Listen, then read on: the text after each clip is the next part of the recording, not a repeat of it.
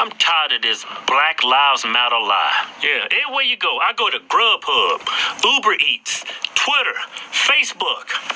Hell, Instagram. I get a telemarketer calling me, please donate to Black Lives Matter. I'm tired of this damn lie, so I'm going to expose it. Yeah. I'm not going to tell you. I got to show you, because if I don't show you, you're going to call me a liar and a sellout and an Uncle Tom and a coon. Bad things happen to all races by the cops. Yeah, that catchphrase, Black Lives Matter, it duped a lot of us, but it didn't get us. Yeah, it's catchy, though, but I didn't fall for it. Look here, first case.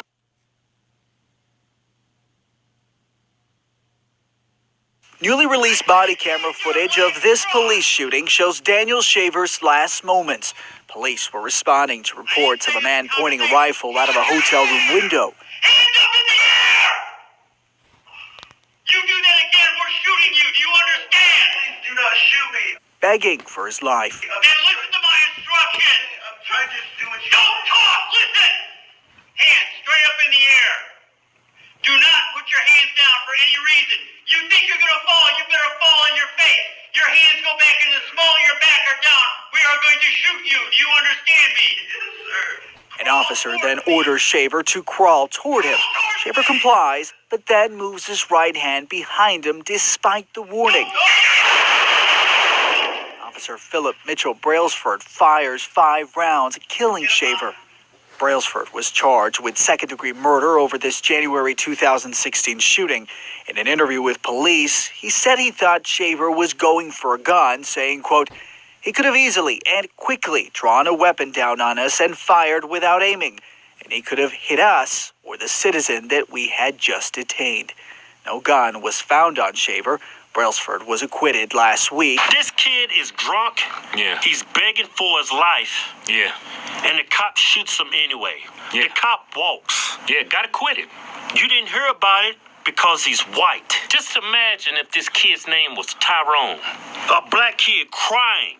Imagine if this was George Floyd begging for his life. Yeah. It'd be front page news, but you didn't because it's some white kid with privilege. They're not going to show you that case because they're trying to spin it like this only happens to black folks. Next case. This Tony's the only thing we can get. Help me! In 2016, Tony Timpa called Dallas police for help. You're going to kill me. And this You're going to kill me. was the help he got. Restrained. Tony, start to school. And mocked until he died. This was a tragedy. It was needless and avoidable. From a Dallas parking lot, Timpa dialed 911 and said he was a schizophrenic, was off his meds, and had taken cocaine. Hey, look, Tony, look at me, bro. Officers show up, but Timpa is hysterical, already handcuffed by a store security guard.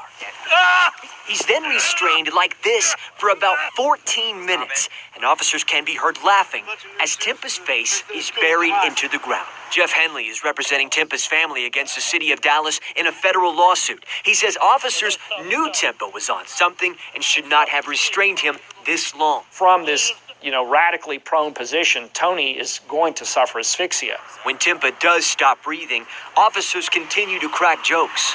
Is he asleep? He's snoring, that's what it was. But they stop in their tracks when a paramedic says the 32-year-old is dead. All this stuff. He's dead. He's what? He's dead. He died just like George Floyd did. Yeah, smothered him to death. But this guy didn't have an extensive prison record like George Floyd, right? And the cops are mocking the dude after he's dead. They saying he's asleep. Yeah. You didn't hear about it because he's white. Imagine if this guy was a black guy. 2 police officers standing over a black body, laughing. Not gonna hear about it. Doesn't fit the media narrative. Yeah. Next case. Police body camera footage captured the shooting, and the moment officers realized there was a boy in the car. 6-year-old Jeremy Martist, who is autistic, died in the front seat, shot 4 times. His father, Chris Few, was critically wounded. Speaking publicly about that night for the first time today, Mr. Few told the jury officers gave no warning before they opened fire. "I had my hands in the air," Few testified. "I put my hands out the window. They kept shooting." Several witnesses also told the jury Mr. Few had his hands up, which body camera footage appears to confirm. But Officer Derek Stafford's attorney says he and his partner acted in self-defense after a 2-mile pursuit. He negligently and intentionally reversed his vehicle in an attempt to hit the officers. Few admitted to drinking that night but told the jury he would never hit an officer and only wanted to get his son to a caretaker so the boy wouldn't be involved in a possible arrest. The prosecution argues nothing Few did that night justified the deadly response. Derek Stafford is on trial, and it's just a shame that they want to put the victim on trial. A 6-year-old white autistic kid and his father get shot up, gunned down by 2 black police officers. Now, the father lived, but the kid didn't. Yeah. You didn't hear about this. Yeah. Because the victims are white. Yeah, little boy, man, 6 years old, got shot 5 times. They emptied 18 rounds in that car.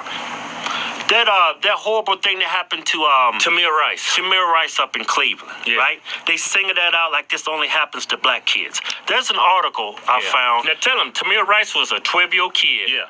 They got shot and killed because he was brandishing a fake gun. A toy gun. A toy gun. It looked real. It was a gun replica. Yeah. Right? Cops roll up, shoot and kill the young kid, right? Now, this is not an isolated incident. There's an article up on Washington Post written back in 2016. Over the span of 2 years, 85 to 86 shootings by cops, people brandishing fake toy guns. Yeah. 50 of them that died out of the 86, they were white. Yeah. You didn't hear about it because it doesn't fit the media narrative. Yeah. That whole Black Lives Matter, it's a lie. That's what pisses people off in that organization, on the news. That's why they mock people when they say all lives matter. No, all lives matter doesn't. It's not that. It's just about black lives. Because if you say all lives matter, it kills that narrative. That narrative falls apart. Everybody knows that there's black men is not being gunned down by systemically racist police force. They act like this damn United States is like a scene out of that damn movie, The Purge. And they keep saying, look at the prisons. All these black people incarcerated. Why? Because of the color of their skin, or because they was robbing people, killing people, committing crimes? If they're in jail because they're black, it's 2020. It's pretty easy to get them out. You gotta have evidence to be in jail. Derek Chauvin's case, they're painting this like he's a white supremacist, right? That he killed George Floyd because he was black. But why is that the default? Simply due to the fact that Chauvin was a white guy and George Floyd was black? I could see if there's evidence that this dude was in the KKK or he had racist emails. There's a history of racism, Nazi tattoos or something. It's got to be something. Your default cannot be racist. Just because he's white and the victim's black. That's being racist. Look, the 4 cops involved with George Floyd's death, and that was a murder. They all 4 of them need to be held responsible for that. Right. I'm not saying that. But out of the 4 police, it wasn't 4 white police officers. No. 2 of them was white. One was Asian. And the other one was black.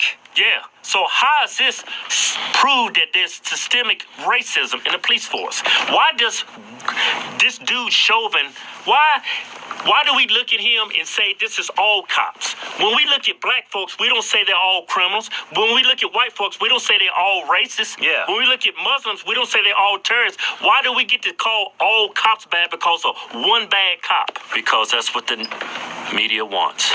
They're going to push this narrative, and look how it's divided the country. They have split this country in half. These riots, people actually think cops out there hunt down black people for the simple fact that they're black, and there's no evidence of that. None. No statistics, no facts. They just tell you that black men are getting gunned down.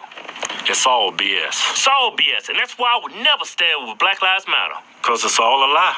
It's a lie to simply make black people feel that they're less American than everybody else.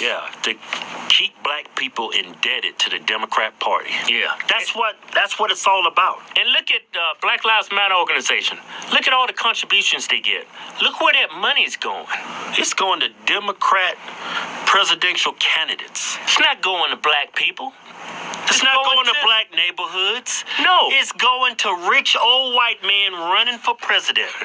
Oh, that's what I call white privilege. Yeah.